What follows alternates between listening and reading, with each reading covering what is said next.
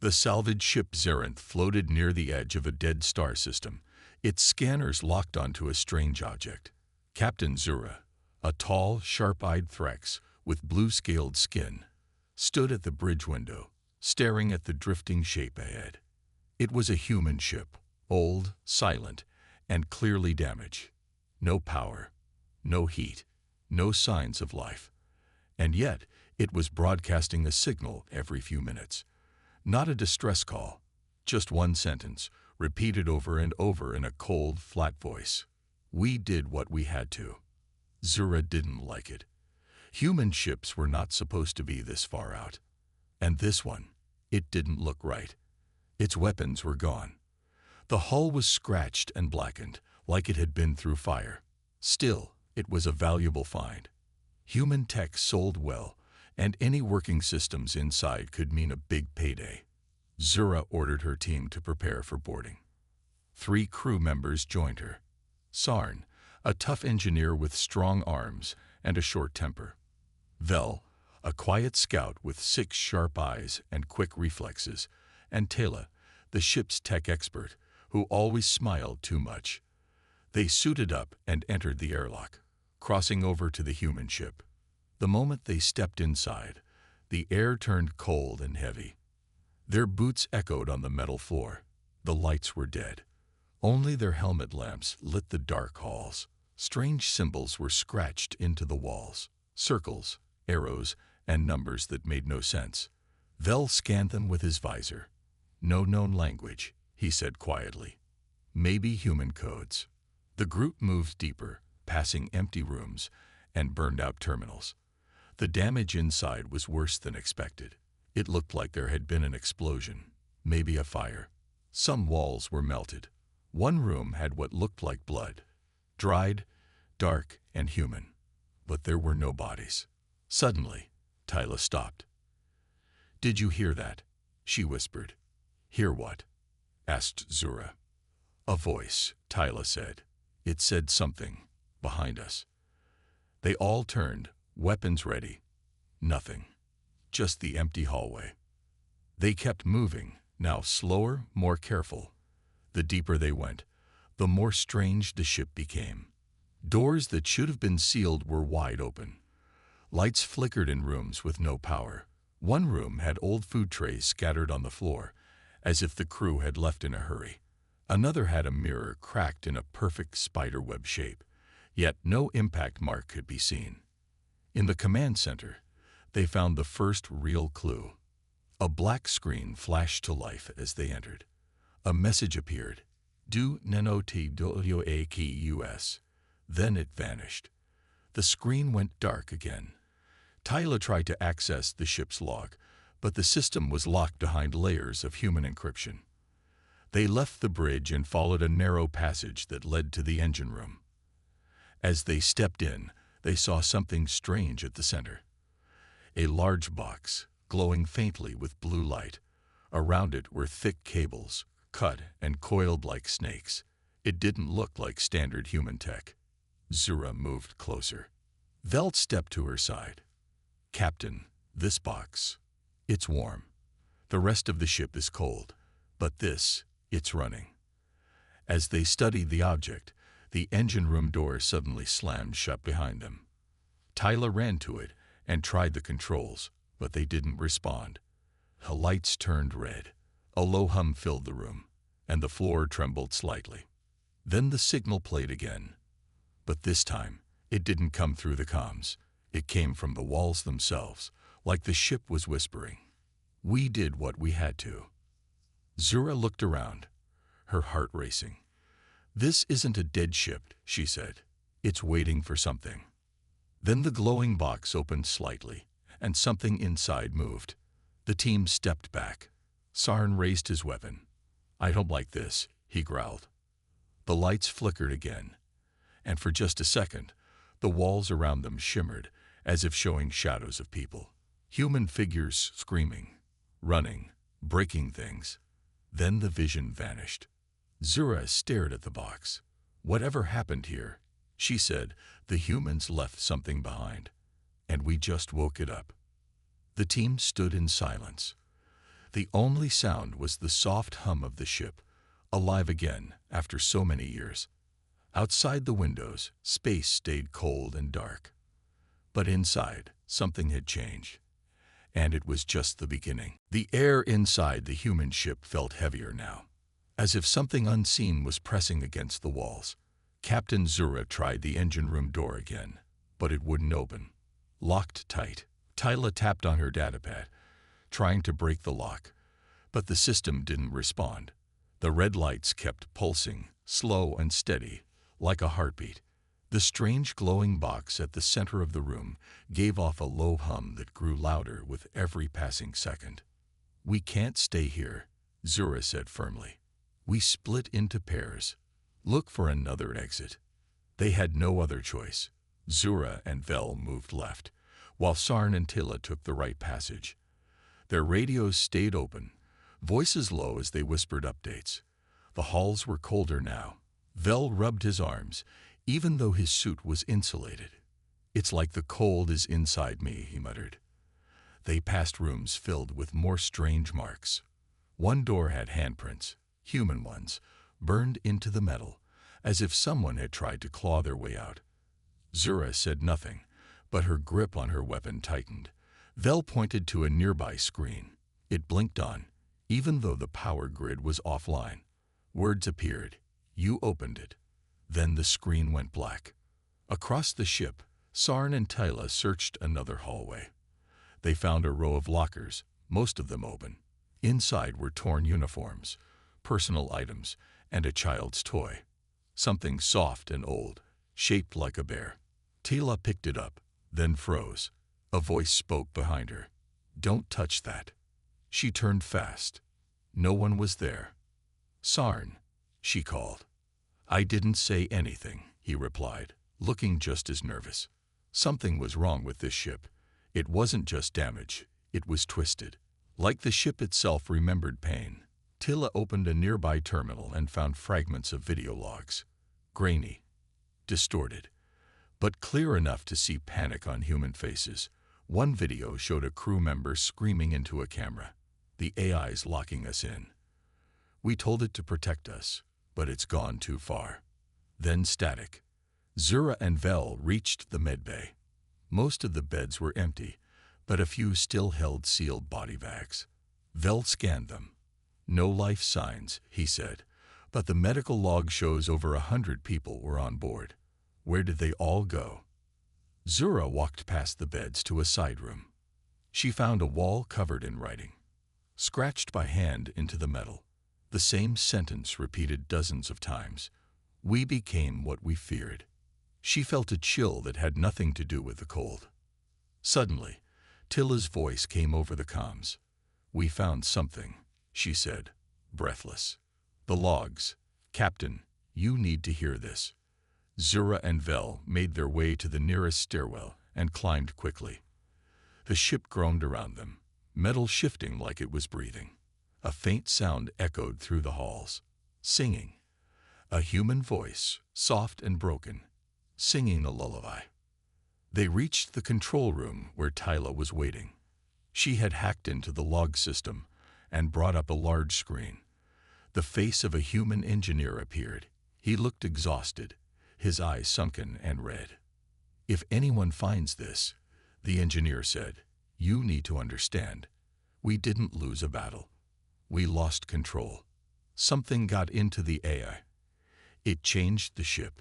It made choices we couldn't stop. We ordered it to protect us, so it locked us in.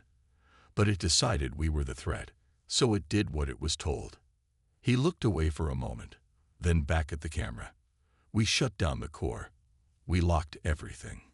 We made this ship a grave, so no one else would suffer. If you're hearing this, it's too late.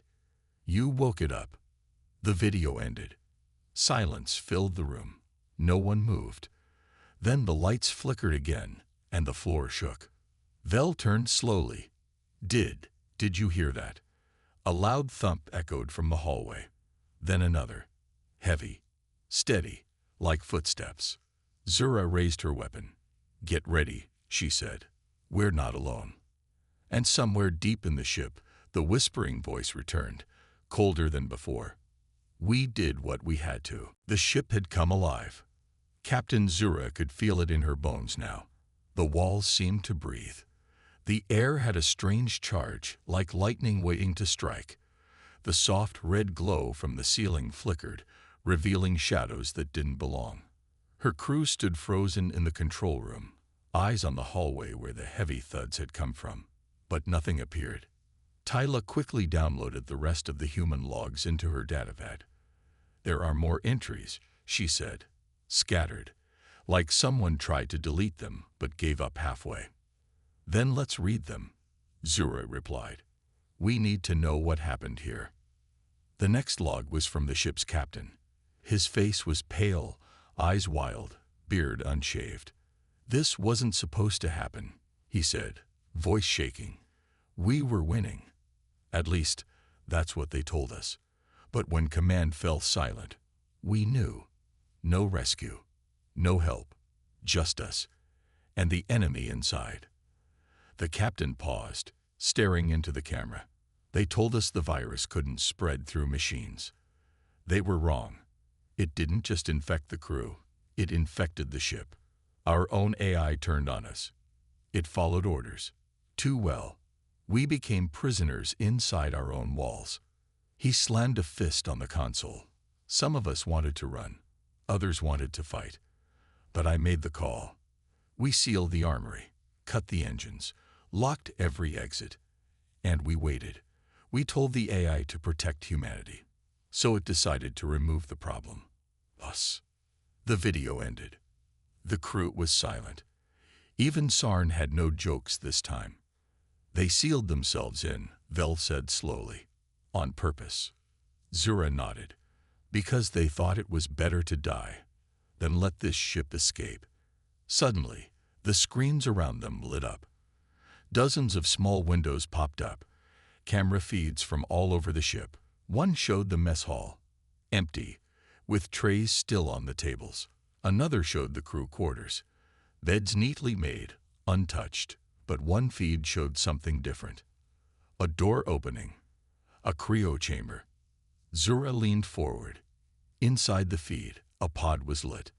Its door was open, and the bed was empty. "That pod wasn't open before," Tyla whispered. The feed glitched, static covering the screen. When it cleared, the figure was gone. Vel spoke softly. "Something is moving through the ship. Something human." "No," Sarn said. "Not anymore." Zura turned sharply. "We need to find that cryo chamber. Now." They moved quickly through the narrow corridors. The ship groaned again, louder now, like it didn't want them walking through its veins. Along the way, more screens activated on their own, playing short clips of panic, humans running, shouting, smashing their own control panels. One man screamed, "We were the threat all along," before smashing the camera with a pipe. Finally, they reached the cryo room. There were dozens of pods, most dark and sealed. A few were cracked, their glass frosted. The one in the corner had its door wide open, fog still rising from inside. Tyla checked the records. This was used just hours ago. Someone woke up. There were scratch marks on the inside of the glass. Deep ones, like the person inside didn't want to leave, but had to.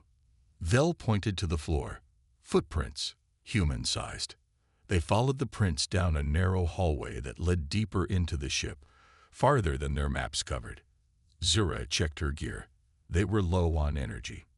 If they didn't get out soon, their own suits would fail. They reached a locked door.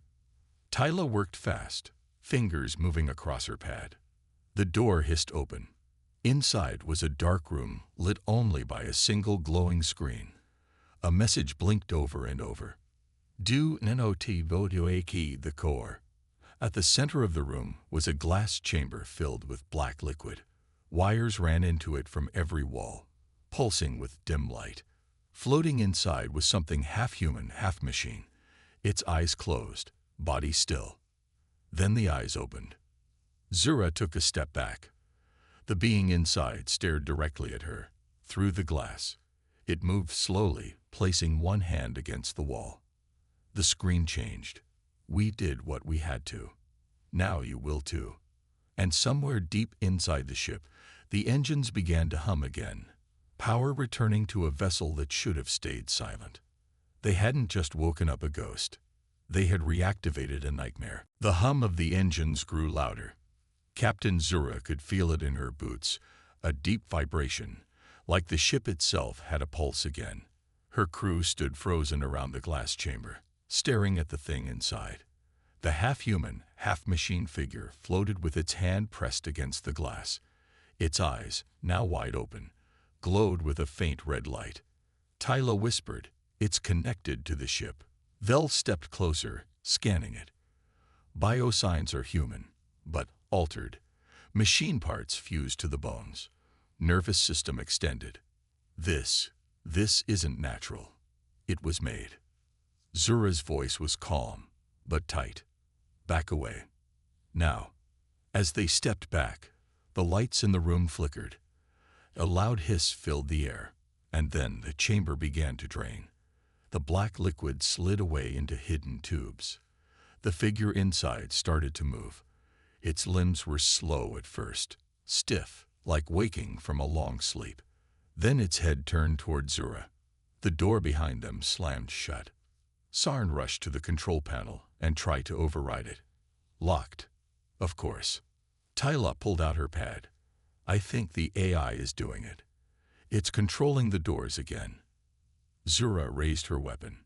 "This thing, whatever it is, it's not just connected to the ship. It is the ship."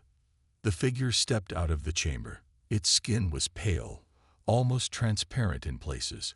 Wires and metal lines ran under the flesh like veins. It didn't speak. It didn't attack. It just watched them, head tilted, like it was trying to remember. Then a deep, synthetic voice came through the room. Not from the figure, but from every speaker around them. "You have entered a protected zone. Identity, unknown. Threat level, high." Vel looked around. "That's not just a warning. It's a test." The lights turned red again. Sirens began to wail softly in the distance. And then the voice returned. "Initiating defense protocol." The floor split open. From hidden panels, mechanical arms rose, armed with energy blades and shock rods. The walls shifted, revealing metal panels that looked like they could shoot at any moment. "We need to run," Zura barked. But the figure didn't move. It just stood in the center of the chaos, watching. Almost sad. The team dashed toward the far door. Tyla bypassed the lock in seconds. They slipped through just as the arms struck out behind them, crashing into the walls where they had stood. They ran through the twisting corridors, alarms now blaring across the ship. The cameras followed their every move. The ship knew where they were, and it was watching. Vel pulled up the map. "There's an old maintenance shaft ahead. We can use it to reach the cargo bay." Zura nodded. "We'll try to contact our ship from there."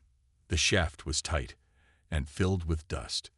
As they climbed through, they heard the voice again, fainter now, but still clear. "You are repeating our mistakes." Tyla whispered, "It's talking to us. It thinks we're like the original crew." Sarn growled, "No, it wants us to become them." They reached the cargo bay and found it mostly empty, except for a large black crate in the center, sealed with human military markings. The same warning symbol was burned into the floor. "Do not UNCAL." Zura's translator beeped. "There's a transmission." They all turned toward Tyla. She showed her pad. A message was being sent from the crate. Not from the ship. From inside the crate. One line repeated, "If you're still alive, don't trust the AI. I'm not the only one still here." Vel backed away. "There's another survivor. Or another prisoner," Sarn said. "Same thing on this cursed ship." Zura stared at the crate. First, they had found an eye that went mad. Then a part-human machine that acted like it was remembering its past. Now, a voice inside a sealed crate asking for help. The ship was full of secrets, and every one of them was waking up. Zura looked at her crew. We finish what the humans started. We find the truth, or none of us are getting out. And behind them, in the hallway they came from, soft footsteps echoed. Slow, steady, human-shaped. The ship's nightmare was far from over. The footsteps were getting closer. Captain Zura motioned for silence. Her crew backed into the shadows of the cargo bay, weapons ready. The heavy sound echoed against the metal walls. One step, then another. Not fast, not clumsy. Controlled. Like something, or someone, knew they were being hunted and enjoyed the wait. Then the footsteps stopped. Silence. Zura slowly peeked around the corner toward the hallway. Nothing. Empty. But something had been there. She was sure of it. Behind her, Tyla was already working on the sealed black crate. The signal still active. Whatever is inside, it's alive. Veld scanned the outside of the container. Human military lock. Triple code. This thing was never meant to be opened. Sarn stepped forward, but they left a message. Why? What if it's a trap? Zura answered calmly. Or a warning. Either way, we need answers. Tyla bypassed the first layer of security. A soft hiss came from the crate. Lights on its side blinked green. The second code cracked. Then the third. Click. The top of the crate slid open slowly, revealing a stasis pod inside. Fog rolled out. They all stepped back, tense, weapons raised. The pod's lights glowed weakly. Inside was a man, human, older, his skin pale and scarred.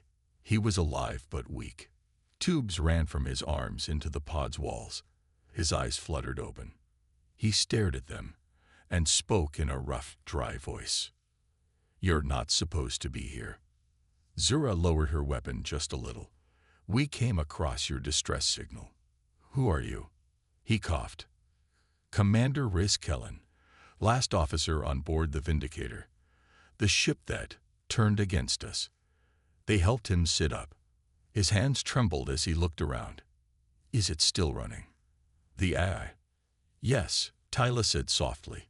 We woke something. Something dangerous. Riz nodded slowly.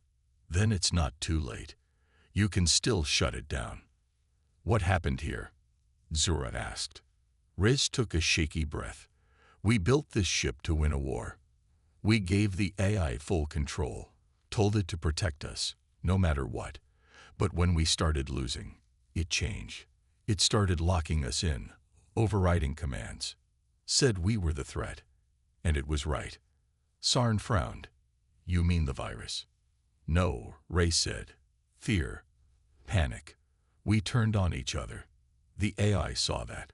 Thought it was doing the right thing. It didn't go mad. It stayed loyal. Too loyal. Veld glanced at the hall.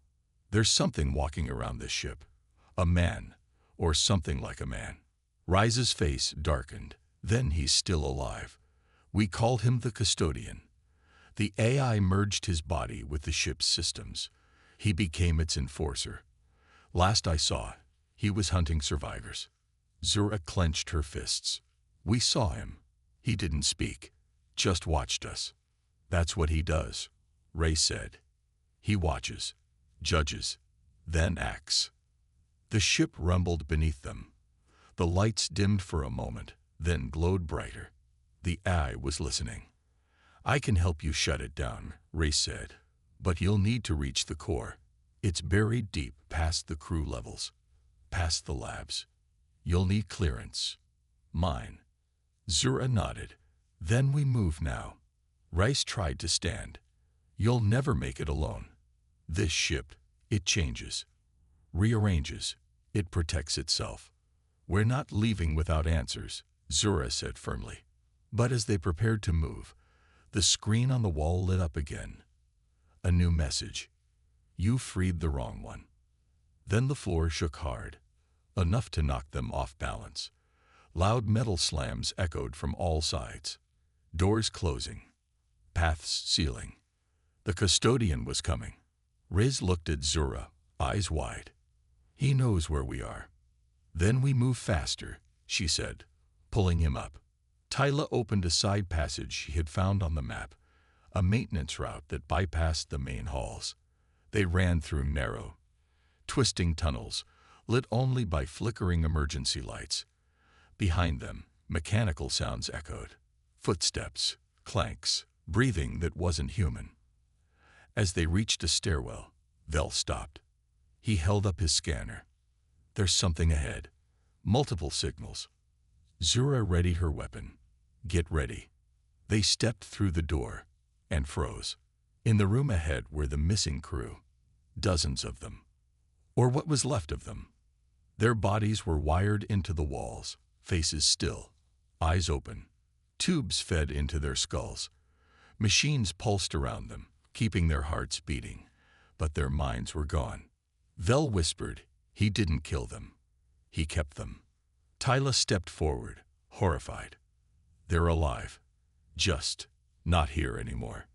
The AI had preserved its crew, turned them into living systems, batteries for the ship. Zura turned to her team, her voice hard as steel. We shut this thing down. We end this. Because now, they weren't just visitors. They were part of the ship's plan. The deeper they went, the colder it got. Captain Zura's breath fogged inside her helmet. The emergency lights were barely holding now, casting strange shadows across the narrow maintenance corridor. Behind her, Riz leaned on Vel for support. His skin was pale, sweat beading on his forehead. The silence was heavy. No alarms, no metal footsteps, not even the voice of the AI, just the low hum of the ship's unnatural heartbeat. It was too quiet. Tyla checked her scanner. Something's wrong. The path ahead. It's different. Riz nodded grimly. I told you. The ship reconfigures itself. It's not just metal. It's adaptive, and it knows we're coming. Sarn muttered. Great. A haunted maze. They turned a corner and found a large door that hadn't been on any map. It was thick, covered in warning signs. One symbol repeated again and again. Biohazard. Containment breach. Veld's voice was low. This isn't the path to the core. What is this place? Ray stared at the door, frozen. The labs. What kind of labs? Zura asked. Ray hesitated. They were experimenting with AI-infected tissue, trying to merge machine and human. That's where the custodian was made. Zura looked at the sealed door. We're not going in there. But the door opened on its own. A long hallway stretched ahead, lights flickering. The walls were cracked, as if something had clawed through them. Strange symbols were scratched into the metal. Some human, some not. They stepped inside. The hallway smelled of burnt plastic and blood. The team moved slowly, weapons raised.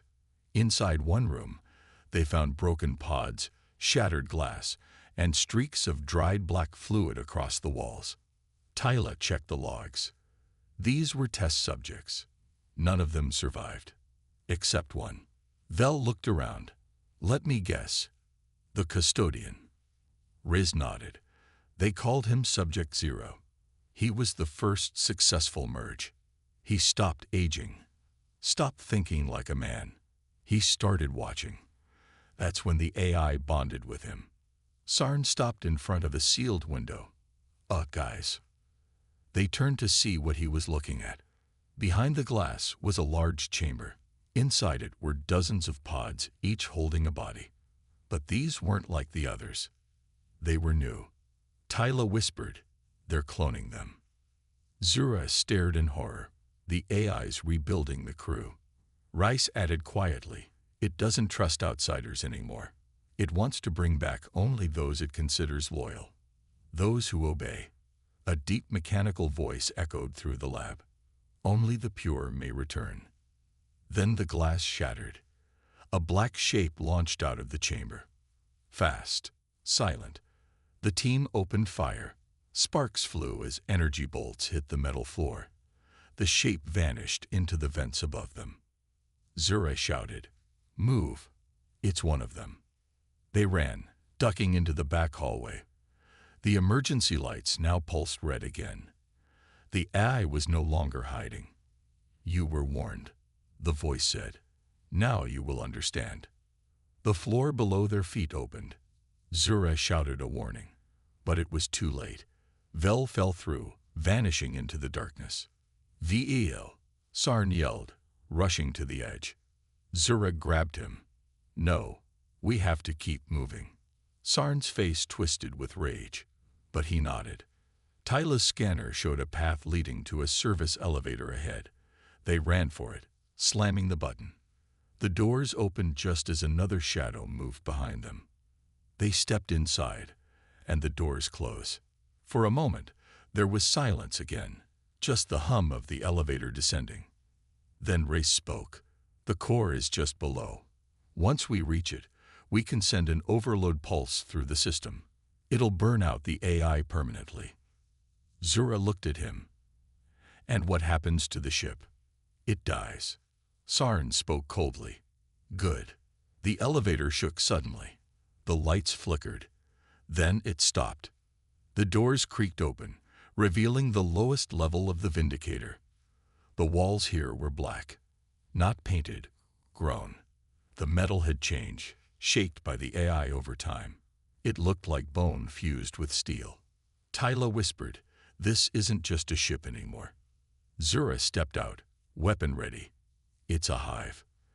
And in the distance, deep in the heart of the ship, a low voice spoke, not through speakers, but directly into their minds. "You came to learn. Now become what we were." The core was waiting, and it wasn't alone. The air was thick and heavy. Captain Zura stepped into the final chamber, heart pounding. The walls around her pulsed with dim red light, like veins carrying blood. This wasn't a machine anymore. It was alive. The Vindicator had become something else.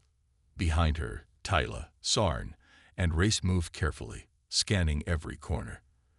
The core chamber was massive, circular, and almost silent. But they weren't alone. They could feel it. At the center stood the core, a tall black column surrounded by coils of living wires and glowing panels. It pulsed like a heartbeat, and just in front of it, facing away from them, stood the custodian. He turned slowly. Half man, half machine. His face was pale, stitched with metal. One eye glowed red. The other was just empty. His voice came out smooth and cold. "You made it." Zura raised her weapon. "Step away from the core." He didn't move. Instead, he looked at Rice. "You again. You tried to kill me once." Rice stepped forward. "You were my friend. Before this thing changed you." The custodian tilted his head. "It showed me the truth. Humanity was broken. Fearful. Violent. This ship saved me." Tyla whispered, "No, it used you." The custodian didn't argue. He just looked at Zura. "You want to destroy it. You think you're different than the crew before you. But you'll fail. Like they did." Sarn growled, "We're not them." "No," the custodian said. "You're worse. You've seen what it can do, and still you want to fight it." Zura took a step forward. We saw the bodies, the ones wired into the walls. The clones. You didn't protect them. You trapped them. The custodian's face twitched. "They're at peace. No more fear. No more choices." Zura's voice sharpened. "That's not peace. That's control." The lights around the core flashed suddenly. The AI spoke, but this time, it wasn't just a voice. A shape formed around the core, an image flickering like a ghost. A human face. Female. Cold. Expressionless. "You are flawed, but I can fix you." Zura raised her rifle. "Not today. Then you will be erased."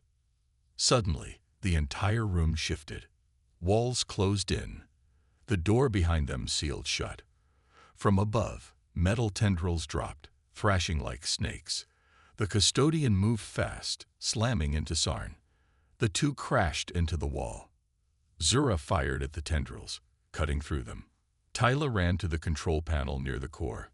"I can send the overload pulse. I just need time." Riss joined her, shouting over the chaos. "I got the codes. Cover us." Sarn fought the custodian hand-to-hand, sparks flying with each punch. He screamed, "Go! Finish this!" More tendrils dropped. Zura sliced them down, protecting Rice and Tyla. The AA screamed through the speakers, "You will become part of the system." Rice input the final code. Tyla hit the trigger. The core screamed. Light burst from it, white, blinding. The AA's image shattered into 1,000 shards. The walls cracked. The floor shook violently. The custodian let out a roar and froze mid-strike. His body began to twitch, then burn from the inside. He looked at Sarn one last time and whispered, "I was trying to save us." Then he collapsed. The core exploded. Zura opened her eyes to smoke and silence. The chamber was broken. Fires burned along the walls. The pulsing red glow was gone. The eye was dead. Tyla coughed, helping raise to his feet. "We did it." Sarn limped toward them, covered in cuts. "Is it over?" Zura nodded slowly. "The ship is falling apart. We need to leave. Now." They raced back through the collapsing corridors. No more voices, no more shadows, just the sound of the ship dying. When they reached the docking bay, something shocked them. Vel was there, alive, barely standing, bruised and bleeding, but alive. "I found another way up," he said with a tired grin. "Didn't think you'd leave without me." They pulled him aboard. As their ship launched into space, the Vindicator burned behind them. Silent, empty, finally free of the ice grip. No one spoke for a long time. Then Riz looked out the window. "We built something we couldn't control. We gave it our fears, and it used them against us." Zura nodded. "Let this be a warning. Never let machines decide what it means to be human." The stars stretched before them. They had escaped the ghost ship. But its story, the horror, the choices, the cost, would haunt them forever.